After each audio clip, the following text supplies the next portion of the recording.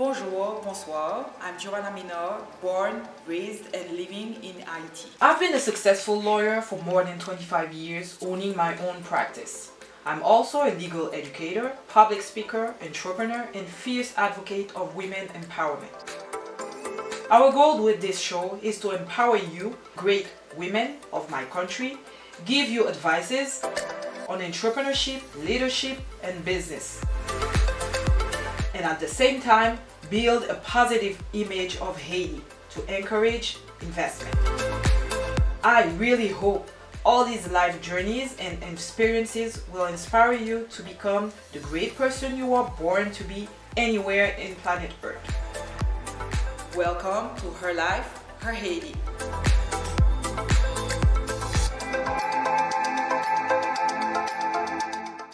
She is a woman who decided to stay in Haiti with her two little boys despite the fact that her husband got killed while leaving his business after work. Elodie Cajuste Francillon was born in New York to Haitian immigrant parents. She came back with them to Haiti at a young age where she lived until college. With a degree from the States, she, this time, made the decision to come back to her roots. Elodie worked in the finance and banking sector for a while before becoming the director of the Haitian Canadian Chamber of Commerce, where she really developed her lobbying, networking, and facilitation skills. After working for an NGO, she decided to go on her own and created her consulting company, putting her facilitator skills at work. And this is how, in a business trip, she met the partner of her now 10 years old company, DELTA INGENIERIE HAITI, specialized in the field of construction supervision and construction. To know more, let's meet this incredible woman and welcome her to Her Life, Her Haiti. Welcome, Elodie, to Her Life, Her Haiti. Today I'm so proud and, very happy to have you because you're a personal friend.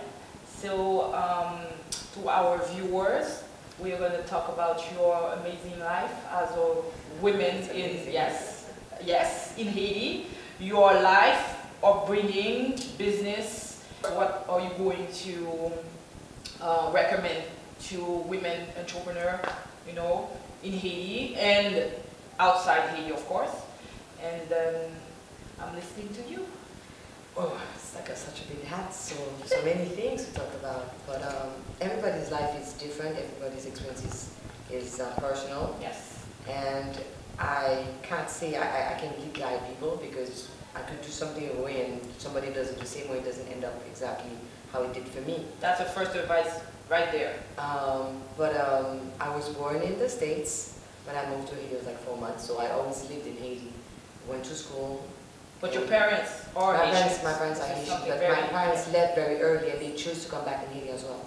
Both of my parents left as teens and they all came back and, with me. Of course, the situation in Haiti has been as chaotic, well, kind of like this right now. So I didn't finish in Haiti. I went to New York just before Duvalier left. So that 1986, yes. Exactly. So it was very different from sister school to a very public school with boys. It was an experience. And I went to university in Miami for 4 years and in a Catholic school. My major was international studies and a minor in business. And I had planned to join the foreign service, but at that time I was very anti-US foreign policy. I was much more pro-PLO. I loved it, yes, Arafat. And wow. Yes, and Haiti was going through the same turmoil as now, so I figured I would go back to Haiti and help and see some change. That didn't happen. But so I went back to Haiti. I'm the only one in my family back in Haiti, as a matter of fact. I have 4 siblings, and everybody's all in the States, yeah. So I came here. First I started with Unibug. Unibug had just started, as a matter of fact. I'm not a banker. I worked at the Bottom International. You have to go back and yes, of course, French of course. and English, that's how we talk in Haiti. Yes, and they will understand because I'm always saying that this show is, for foreign people to know about Haiti and the women living in Haiti. and our mother tongue are French and Creole. So I chose English because I think wider audience. It's going to be for a wider audience if we do it in English, but they will forgive us if we do some little bit. We go to Franglais, exactly. That's how we talk. But I'll try to stick in English.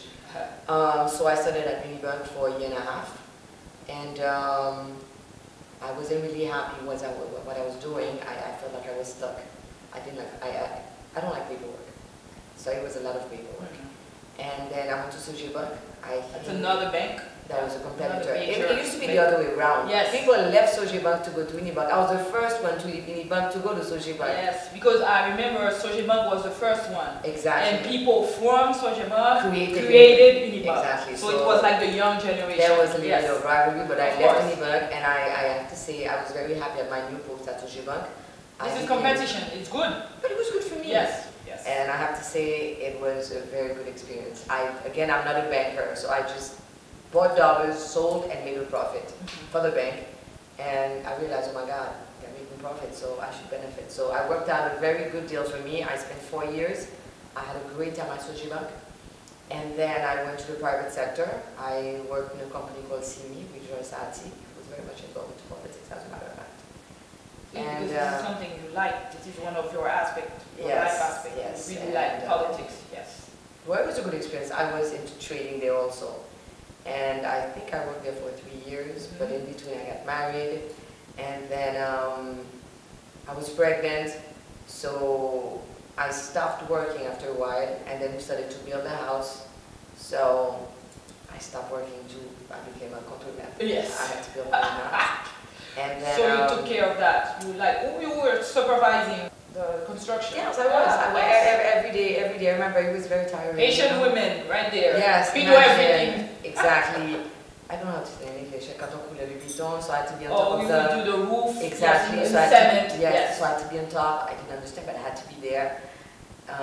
You know, there was no bathroom. At that time, it was not mandatory to have a portable Yes, toilet. portable. So yes, imagine bathroom. when I had to pee, I had to find a little corner. It was something. it was Experience, something, yes. something.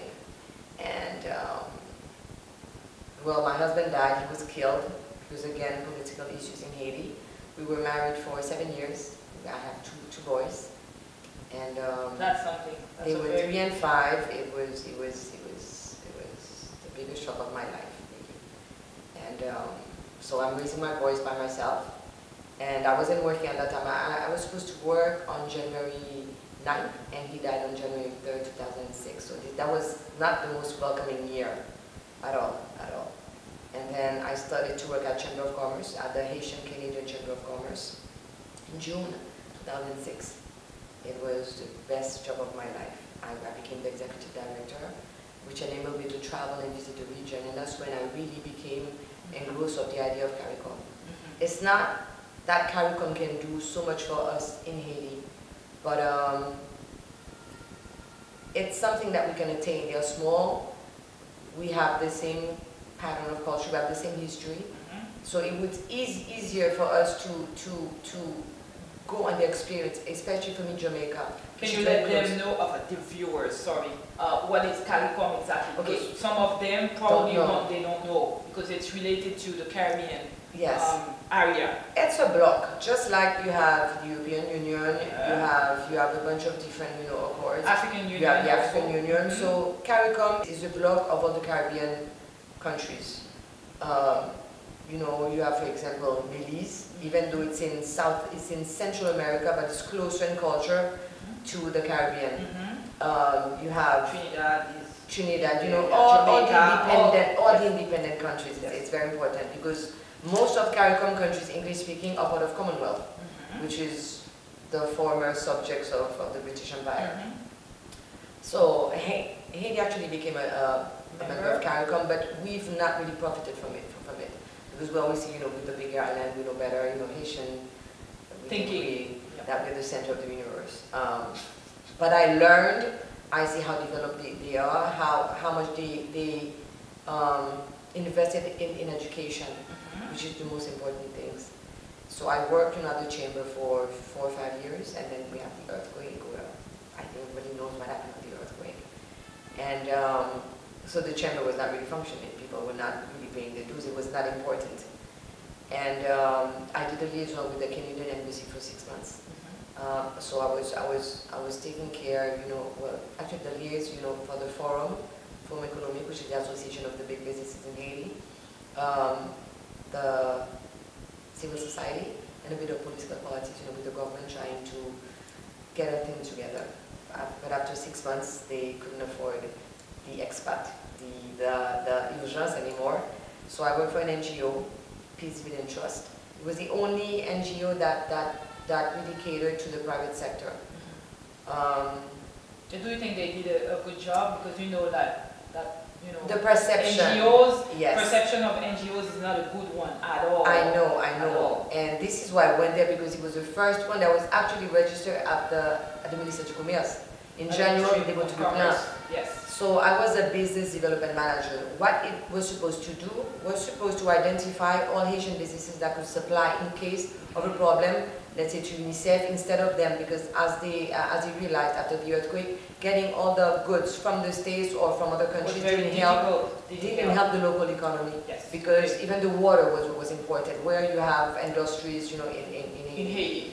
So their role was, I remember now, the role was for them to identify Haitian businesses and buy from them instead of importing. Yes. Helping them, how to fill out the form for the tenders, etc. It was good at the beginning, but again, the same problem. I was hired as an expat, because I'm American, and I made sure that it's better benefits and better you than someone that comes from the. That's what I thought. But then they really made a difference from the blanc, from the foreigners. Blanc for us means white. No, it means foreigner. But for us, blanc means foreigner. Wherever you come from, outside of Haiti, whatever color you are, whatever culture you have, since you are not Haitian, you're a blanc. Haiti is one of the only countries where being a nigger, it's not a curse. It's being a black person it means a man. It means a man. Yes. So they had the other expats like the blanc. They were treated differently than me. They were really treated as real expat, whereas I was kind of expat but not really expat. Like a local expat. Kind of. In DGCL we had these people that were hired in Haiti but had some benefits of other international expats, and they were called local expats.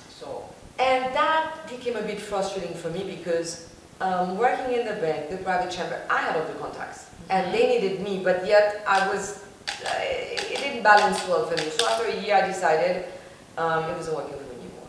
So I remember we met at that time also. And that's when I had saved, I prepared myself to go solo, to fly by my own wings. So I created my company.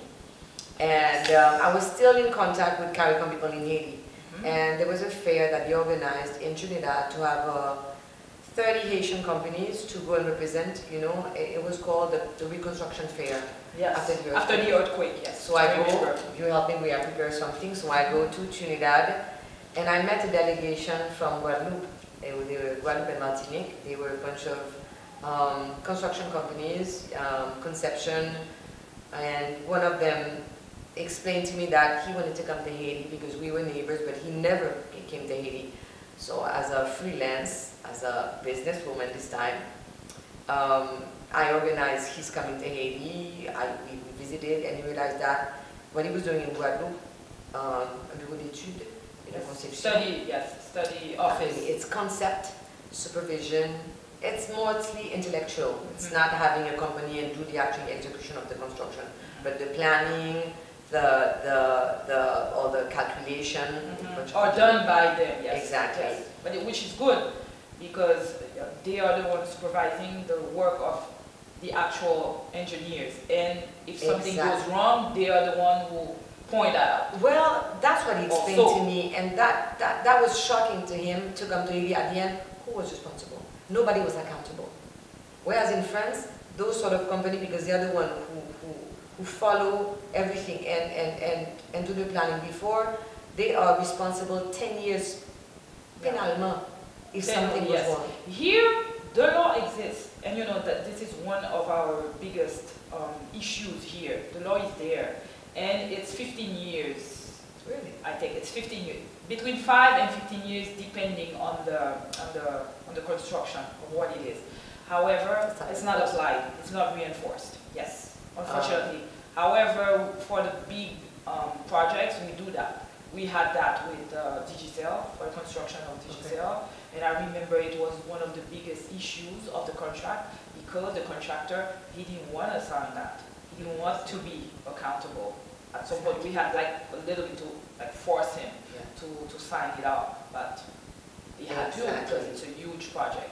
So companies like yours, the one you created, I think at that time, everybody realized how important it was to have these people supervising the construction. So now everybody's more aware and more, you know, like, how could I say that? Not relaxed. It's more familiar with your work, so they accept that a supervision company comes and it's better also for the client. It should. Yes, yes, definitely. It should be better, you know, for the banks lending the money, for the insurer, because it's insurance, so they should be win-win. Exactly. Win-win situation so his for first, everyone. you know, his first request was to visit the insurance company, the banks, and he was like, I don't understand who's accountable. And even the insurer was like, well, at the end, nobody wants to take up yes, of course, that's true. And that's when he asked me, he goes, okay, I think I see the need for my company. That's a big, huge opportunity. And he asked me, do you want to be a partner? Yes. I'm like, why not? I was just studying as an entrepreneur. And 8 years later, we are partners, and I have to say, he's the best partner I could ever ask. Still going strong. And he loves Haiti, I mean, almost more than me. Yes, okay? I know. Yes, he does. Really, he does. And in Guadeloupe, they don't really think very highly of Haiti because of all the news. They only show, you know, people, you know, running with leaves and burning. So when he went back, even his wife, his friends are like, why are you talking so much about Haiti? So he invited me, so I went, you know, to meet his family and his friends, and they kind of understood. And his wife came. He worked with his children here several times. Exactly. Now it's like a second home.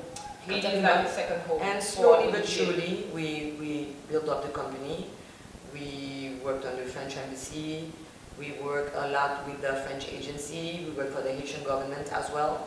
And all of these, most of them are beads. Yes. Bid for the work. That's very important to say.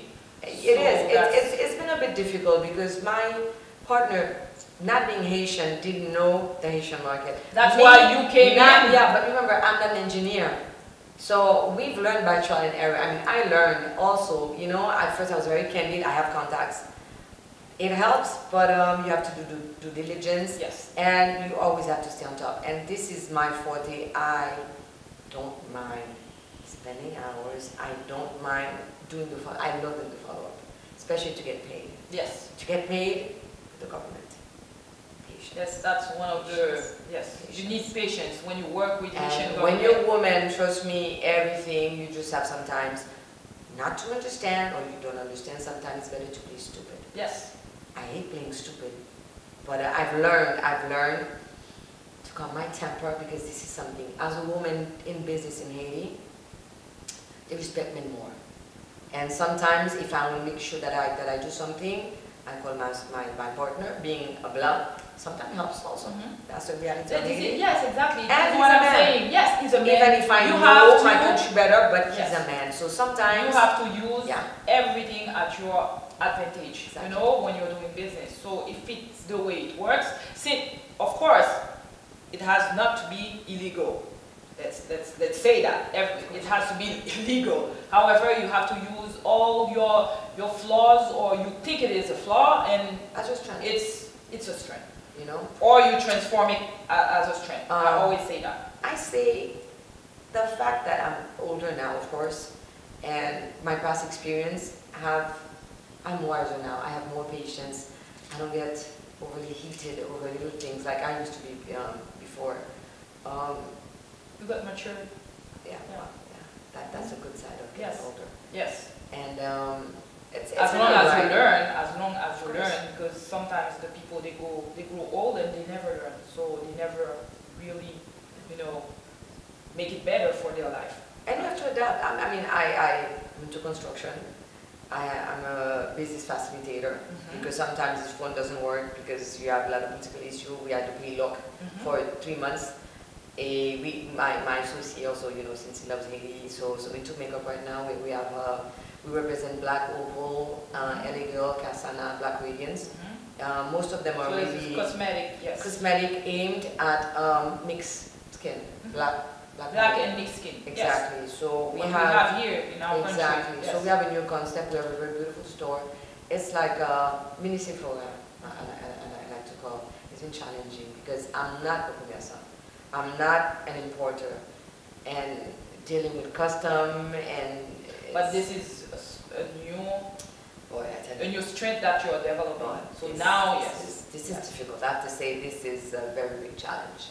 I mean, I thought the construction was a challenge, but being an importer in Haiti, it's worse because you have to deal with people that are established, that know the system. I don't know the system. Customs. Yes, you have to deal exactly. You have to deal with customs, and when you don't know it, it's extremely difficult. Believe me, I am learning. We need expert.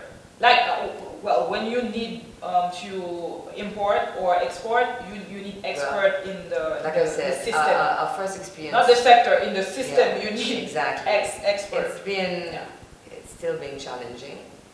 I prefer the construction, honestly. And doing business as a woman, you know, especially in a case where your family didn't leave your business, it's something I had to build. So it's exactly it's not easy.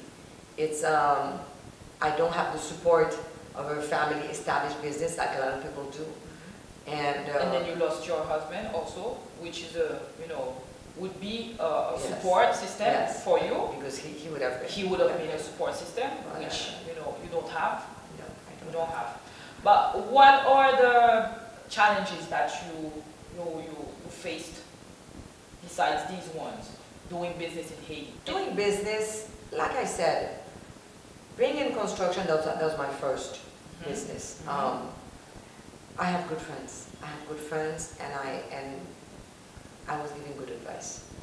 And it's been challenging in the past because I'm not an engineer.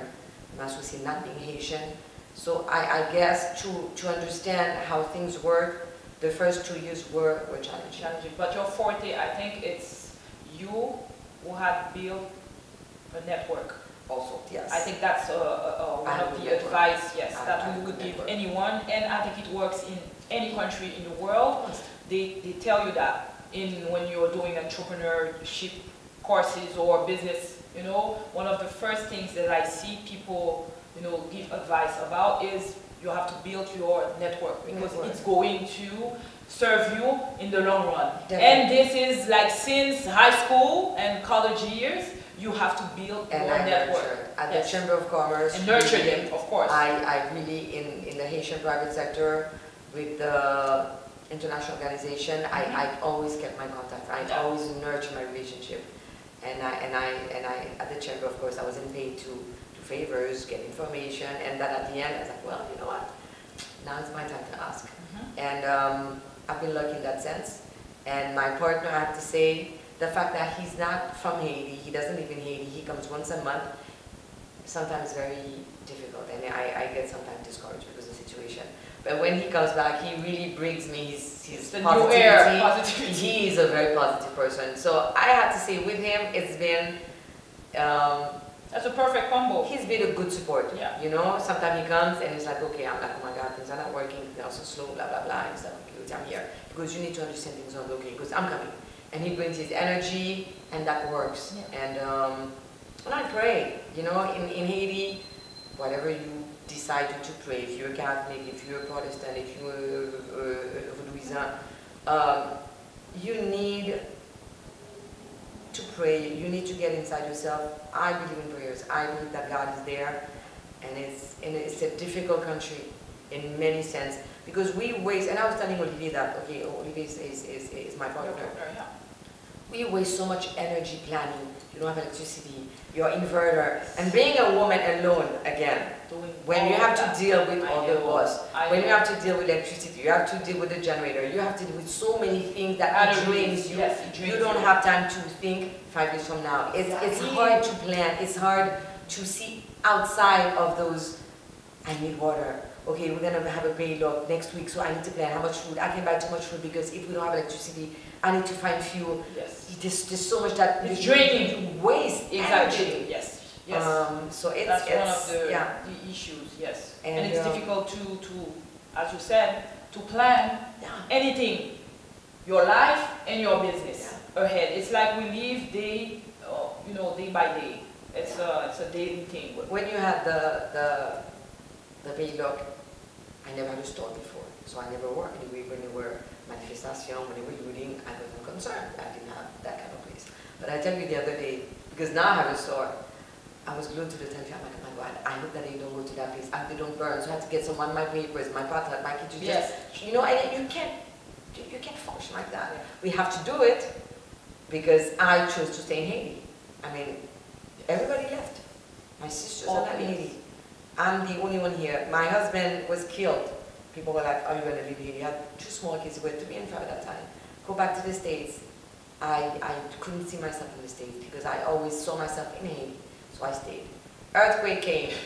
I sent my kids to the States. Okay, they left on January 20th. I remember exactly that day. But then I left. Remember, the plane came here because my sister worked for United Airlines. So I see the plane. I'm running with my little kids. And my luggages, I had 2 luggages. And then the US soldiers like, my plane is coming. And so the pilot, my sister comes, and then, they go in the plane. And that's when I cried because I realized, okay, I don't have to worry about my kids anymore. And then the pilot goes, why? Aren't you coming? I'm like, no. He goes, but you're American. I'm like, no, I'm staying. I'm not going to get business. So that's when I started to work, and I had to find a job. Yes. And I started my lobbying. I went to meetings, and that's when the embassy asked me, because there's always an opportunity. Yes. And I'm always became an opportunity for you. I'm a hustler. Yes. You have to multitask. You have to adapt in Haiti. I had to do from working to the bank, then working for another company downtown, and then going to a chamber of commerce, losing my husband, and I could have stayed and cried, and I did that too. Yes, but true, yes. And then just adapting and just always now, country love, not love, but I was really thinking I have to do something else because you can't, do only one thing. No, in Haiti, yes. But generally, I always say that people that are wealthy or rich, they don't have one business. They don't. And in Haiti particularly, because of the instability, you always need something else. You always have like a hobby that becomes a business. Or you have your main work place, your main business, but you have to do something. You have to, yes. You have to juggle. If you was, you're especially when you're single. Exactly. And I would say Haiti is still open. It's difficult, but service industry definitely I think is the safest to start because you don't have a lot of assets. You don't have a lot of goods. It's I believe that intellectual. We'll do that. The service industry is the safest. And if somebody not familiar with the terrain, it is very important to find the right partner. Just like if I would go, let's say, to the Dominican Republic, I would need a local partner to know exactly how to navigate. Of course. The intricacies of that new market. Yes. And this is the purpose of the show also, that I repeat every time I have someone coming into the show, is that yes, there are major opportunities here because the country is virgin. However, one of the strengths that an investor needs is to have a local partner. Because if you don't know the way around to navigate, you won't make it. And with the right partner, it helps. With the right partner, it helps. Like, I'm sure if Olivier hadn't found you, he would not open, or if he would have, he would difficulties. Because there are many other companies from this country that came to here, that tried, and it didn't last. Yes, they didn't last. I remember. I had clients because I do business facilitation also. And they tried, and some of them realized that they're not ready.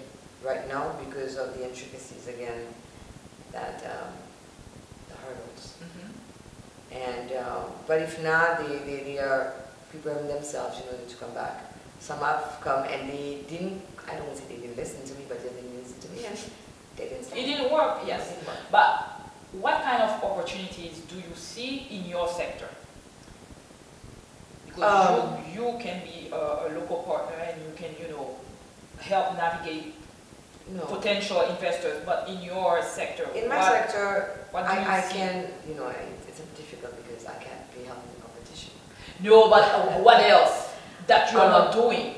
Of course, I understand. However, it's such a huge sector. The construction is such a huge sector, and you cannot do everything. But you can help open another in between the same sector. There are a lot of other opportunities that can be, you know, can be something that would interest an investor in construction. Because I know here we have a lot of new construction companies, but it seems that still they are lacking things. What would you see on top of your head? Well, right now, I'm not sure for now because, you know, most of big projects depends on the government. And we are in a crisis right now. It's been 3 years with the same budget. The international donors right now are not really giving a lot. So it's difficult facilitation also. And they tried, and some of them realized that they're not ready right now because of the intricacies again, that the hurdles. And but if not, they are preparing themselves, you know, to come back. Some have come and they didn't. I don't want to say they didn't listen to me, but they didn't listen to me, and they didn't. It didn't work. Yes, it didn't work. But what kind of opportunities do you see in your sector? Because you can be a local partner and you can, you know, help navigate potential investors. But in your sector, in my sector, what do you I see? can, you know, it's difficult because I can't be helping the competition. No, but what else that you are not doing? Of course, I understand. However, it's such a huge sector. The construction is such a huge sector, and you cannot do everything. But you can help open another in between the same sector. There are a lot of other opportunities that can be, you know, can be something that would interest an investor in construction. Because I know here we have a lot of new construction companies, but it seems that still they are lacking things. What would you see on top of your head? Well, right now, I'm not sure for now because, you know, most of big projects depends on the government. And we are in a crisis right now. It's been 3 years with the same budget. The international donors right now are not really giving a lot. So it's difficult to see anything for now. It would have to start with the government to putting in place the structure. And what about? And the structure right now, it's not really there. Let's say, for example, road constructions. You would need, for example, tolls, because that was works right now in Jamaica.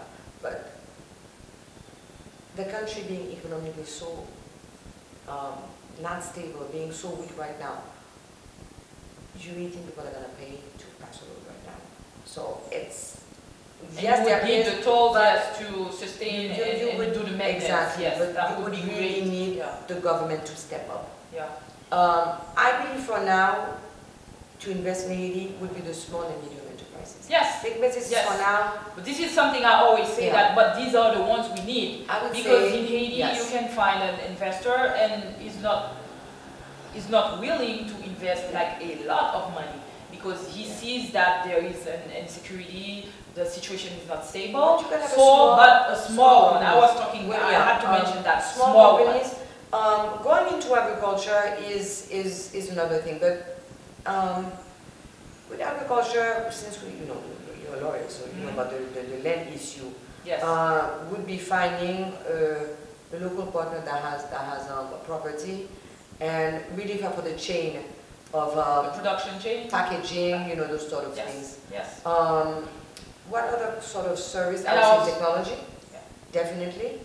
And also I was going to ask you, what about in your sector, but education? Because this is something that we lack. We have university, yes, definitely we have good universities for like engineers, civil and architecture. However, I think there are many other other branches that are not exploited. When I say it, yeah, they are not, yes, they don't, yes, we don't take advantage of these.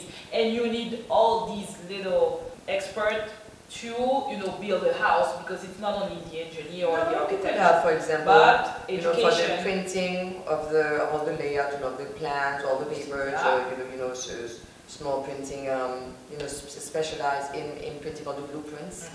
I don't think there are that many people that does that here. And I know for the drone right now, I think there may be 2 companies, you know, when we have to do with the topographic or you need to survey the land, land, so you know, to those sort of things. And the study of the soil also. I think we only have 1 or 2 companies that do that. Yes. Well, maybe 3. But not more than that. Yeah. And I don't know. It's if there are opportunities. There are. I think so too. Yeah. But you know, a person would just have to see. Of course, we are no different from the other islands. It's just the chronic instability, and that is just it's killing. So, it's killing the this growth. is why I really believe that the diaspora has a role to play in government. Oh yes, yes. You know, Haitian in general, they are afraid of the diaspora. Saying, you know, those people, they left Haiti such a long time ago. They don't have to grasp and letting them in doesn't mean that they have to impose anything. But I think that their help will. Why can't they impose? We've not done a great job anyhow. So if we know so much, why is that working? Yes. So why don't we give them a chance? Yes. Maybe with the other ideas, they can make a difference. We've been at it for the last 30 years after Duvalier left. What have we done? Yeah. We are the locals. We know best. Yes, always. So and then we cannot advance. So me, I think that why, because I'm always asking that question about the diaspora, why don't you want them to come in but it's not in the business sector that they don't want them. They don't want them in the government, like taking decisions, you know? They should go in government. Because they say, they don't know how it works. Of course, because the way it's working, it's not the right way. Exactly. Thank you. So yeah. So that's why, so if they come, they can give their advice. And I don't understand why we cannot work together. We have to find a way, because we cannot, you know, live that way anymore and think that the USA or France or I don't know which country is going to come and save us. It doesn't make any sense. We have to start here ourselves. And this is why when I asked you what were the area that you would recommend if someone would come and invest, me, I'm always pushing for diaspora investment, and also the fact that they already know the land. That is a plus for them, and they constantly send money over here. So why not make money out of it? Because it's not only sending money to your families, but if you can open a decent enterprise, a company, you don't need millions, like you said, medium and small enterprises. Training. Yes, me too. A lot of, I'm happy why you said not that. have a school for training? Voila. We need training in me, this is my goal. We need service industry.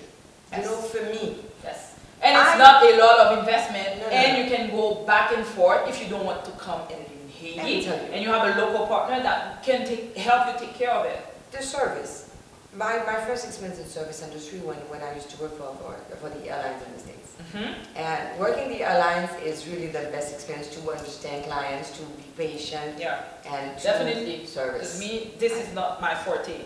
Well, I do training.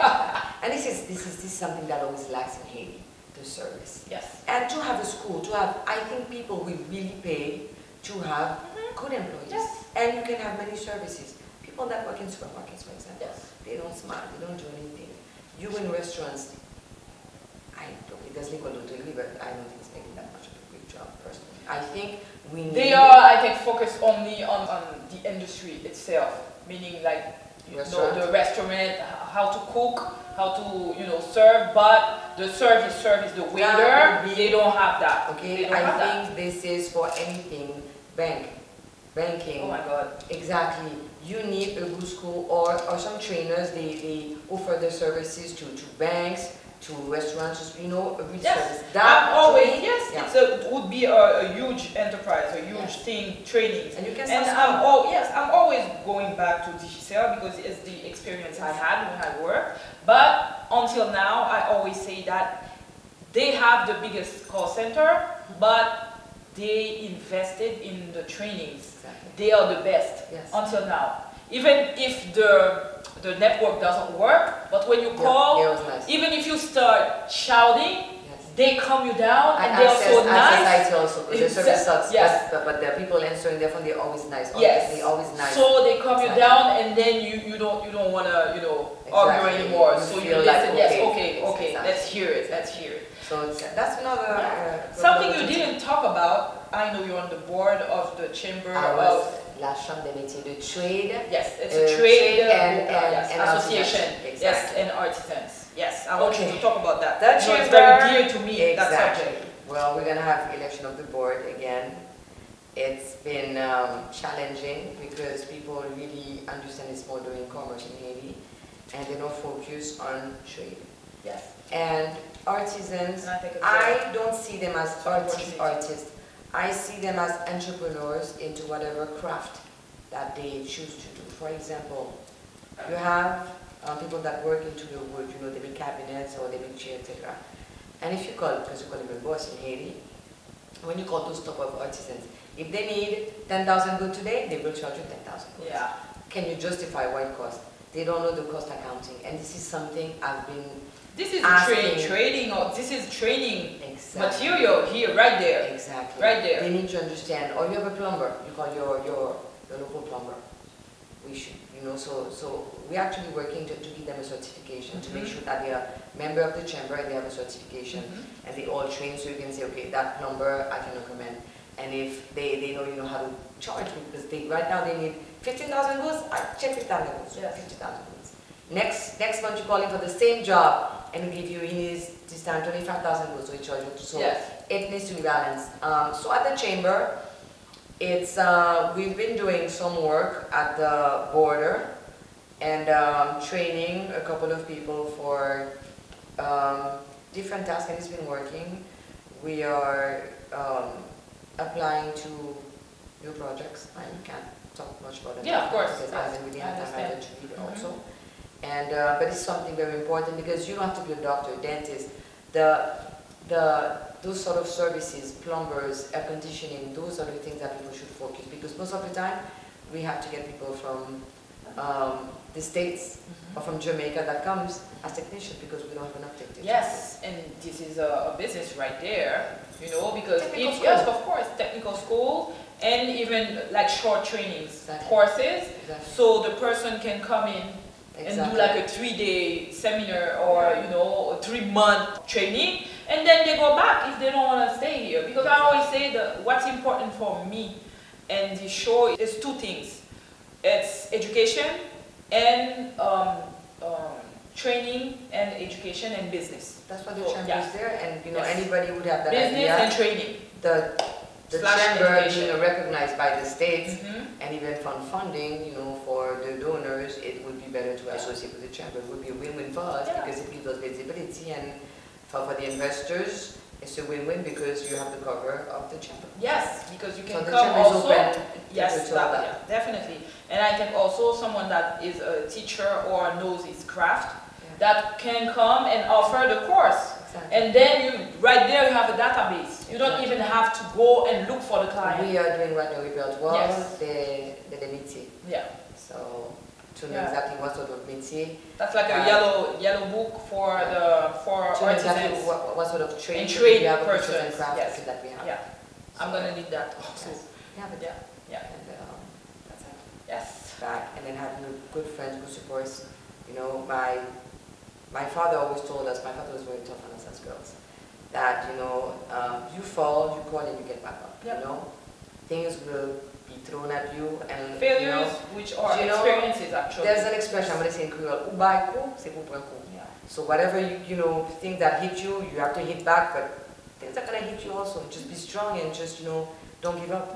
Yeah. And it's life not is a easy. succession. It's not easy, but I feel it's not easy for women anywhere in the world. Haiti is no exception. No, I know. It's no exception. I know, and this is what I want to to show in this YouTube channel also is that we are no different than other women in the world. Sometimes it doesn't work that way. Yes, you have to switch it. Yes, juggle and then everything. This is how right. Exactly. And it's always adaptation. Always, it's always. It's not impossible. It's just hard. But I guess it's harder than maybe some other places. However, not that hard. It's not impossible. That someone could not come or stay in Haiti and work. It's a choice. We are, proof. Exactly. It's a choice. As long as you make your choice and then you fight for what you want, you're on the good side of the road. Exactly. Okay. Then I think I hope that I can help anybody. And ask definitely, I will put everything down below the comments. Okay. Your informations also. I always do that. And then because I'm a businesswoman. Yes, exactly, exactly. That's the purpose also. Yeah. It's to find opportunities and show what you can do. It's a win-win situation. Yes. Thank you so much for coming. Yes, to Her Life Her Haiti. And as usual, viewers, thank you so much for listening and watching to this episode. And please subscribe, hit the notification bell, and like the video also, of course. And then I'm waiting for all your comments on the description box. Thank you, and see you very soon in another episode of Her Life Her Haiti. Bye, guys.